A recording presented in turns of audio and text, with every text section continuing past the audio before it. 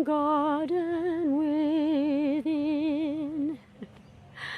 I just made that up because I want to talk about that.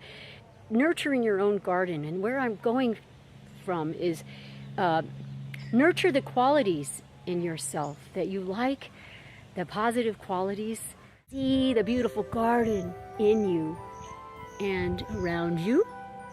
Life has so much beauty. Allow yourself to see that in yourself and in others. Take care of yourself. Nurture your own garden and love yourself. Sending love.